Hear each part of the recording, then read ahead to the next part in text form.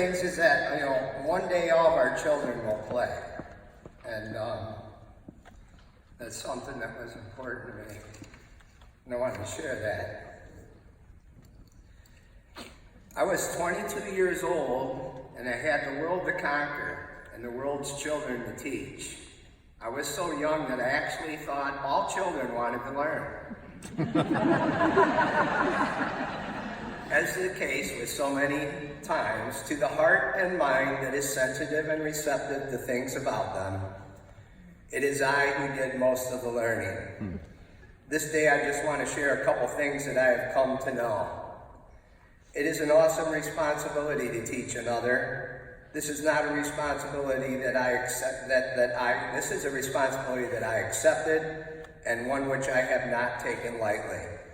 I have loved my subjects, the books, the reflection papers, the reading and the grading, the walking around the building, the time spent writing all over the whiteboard and holding sessions instead of class. Yet I've always loved my students more. Somewhere through the years, I have come to forgive them for being inattentive, too young to understand the gravity of their educational pursuits, and their inability to know how much I want for them. I've had, for my own protection and sanity, to learn that I must not want more for them than they want for themselves. Yet on the other hand, I've had to balance that thought with the knowledge that some students do not have anyone to expect anything from them, to become more than they thought they could be. So I must be the one to encourage them to be more than they thought they could ever become. Inside all of us are core limited beliefs. But if we unlock that core limiting belief, we unlock a core seed of unlimited potential. I believe this to be true with all my heart. Again, this is a responsibility that weighs heavy on me and a burden that has been a privilege to bear. I will be a stronger person for having done a job and done it well, if 3 is considered well. Wiser for having challenged the lives and beautiful minds that have changed my own. I am part of all that I have met, and all that have met me are part of me. I know what I have gotten from my students, but yet I can't help but wonder what part of me I left behind. I guess that's what they mean when they say that the greatest accomplishment you will ever know will be unknown to you. May God grant that someone is better because I walk this way. With infinite love and gratitude, I would like to just share one more thing because I've been kicked out of Tibet. I'll be kicked out of Glenbrook North here shortly. But I've always done this, and everyone knows infinite love and gratitude. My kids are really receptive to this message about self-love and self-empowerment, unconditional love.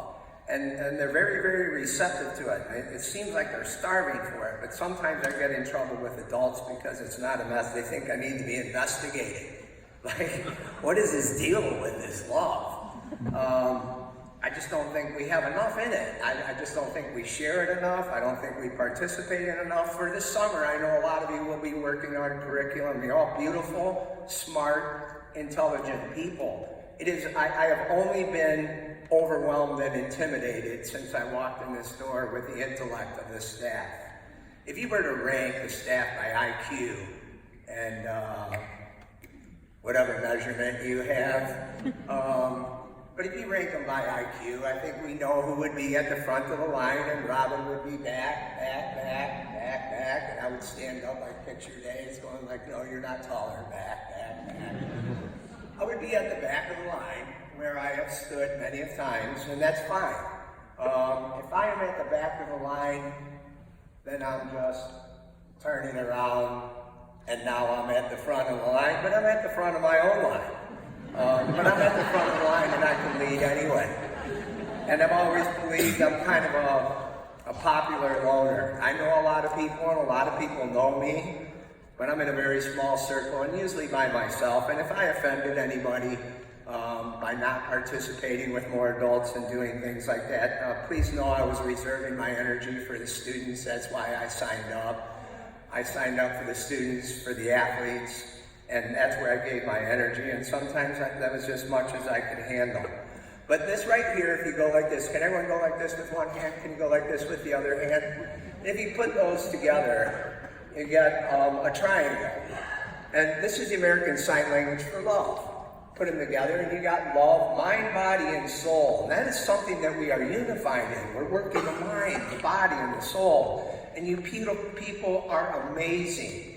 And the administration from day one, I don't know where else Robin Walker could survive and at moments maybe accidentally thrive. I've never made a mistake twice. I've made it 6 or 7 times. And my gratitude, I can't share my gratitude enough, so I will end it here because I know I speak too much, but one day, all of our children will play. Infinite love and gratitude.